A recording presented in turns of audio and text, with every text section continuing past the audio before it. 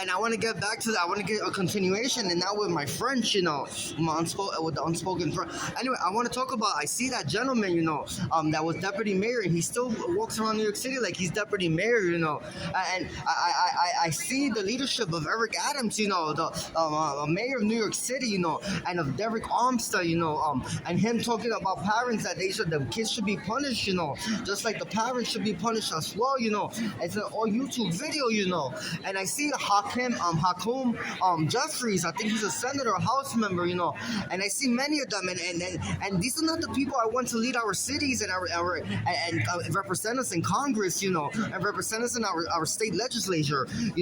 These people are very aggressive. They're strong in character. They're very fierce. And fierce by mean that they are no one. I don't want them to be leading examples for our children in America. Our children in America are still innocent. And they still vulnerable. And volatile.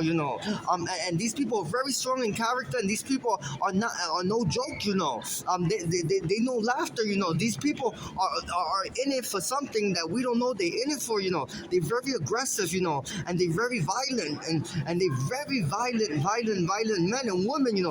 Letitia James. The women are sneaky, and they do things behind everybody's back, and they lie, and they profile people. And they sin, and they walk around like they're the best thing that happened on earth. And they don't relate with our people. They don't relate with the seniors. Today I sit here on Times Square. I said hi to two elderly men that come to Times Square on a daily basis. And to eat. Because they don't have much to eat, and he pushes his brother in a wheelchair daily, right? And then two children that I defended him once and sold for the police. And he has with his new friend today. And I know almost every New Yorker has a story, or multiple stories, and these men are not aligned with these stories, They selfish, and these women are selfish, and they in it for themselves, and we cannot allow America. I don't want to see, this is not the future I want for America, I don't want to see a future in America that, this is the first black this, and this is the black this, and we want black that, and we want black that, and all black that, in our world, there's no space, for white or black, it's either white or black, because we can't keep going through this. This is a black thing, this is a black thing. Now the next thing is the country clubs, and this is a black thing now, everything is a black thing, and I see how he's going through the map, and in all facets, like bowling is going to be a black people thing, they put one in they don't put one in every section, they put one in every aisle, and every line, they don't put one in every section. They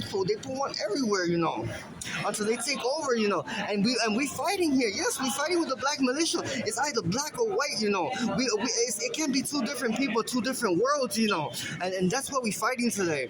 And it will be a white world, a white power to the end of the life, and I get them proof because there's people here from past years, from the 1800s and the 1700s, and they still hit. Not one is black, they all white, you don't have no time to roll over your life, and God gives you another opportunity. God gave those people an opportunity to move forward, and these people will share their stories and experiences at one point in time, and let them know that they don't belong, we belong, and it's a white power, and it's a white world, and we have to fight for our white power.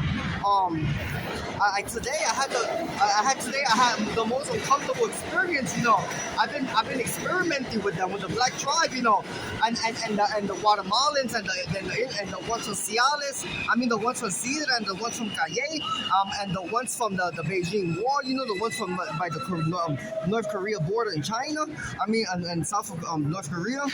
I've been experimenting with these animals, that they come from the animal world, and I go to places and I sit there and I try to do my own thing, and today I was in Grand Central, and this one throwing the garbage, and he wants me to make eye contact with him, and I'm notifying everybody. He's trying to make eye contact with me, and I don't want to make eye contact with him, because then he's going to start with me, and it's going to be a problem. So he went crazy, he went making circles like it was a Lion King, and the Mexican, the Chick-fil-A did the same thing. The Guatemalan, he kept going. So when you don't give them eye contact and they want to see your face, because they want to start fucking with you, and it's an animal, they get really crazy and they get really aggravated, and they get closer and they start until they try to touch you and everything. It's very crazy what they do, and I my MTA lady worker today because I know when they come for the monkey tribe because they have a center vein that's like a little curry, but the ladies have little side veins, and the men only have that central vein in their hand, and those are veins from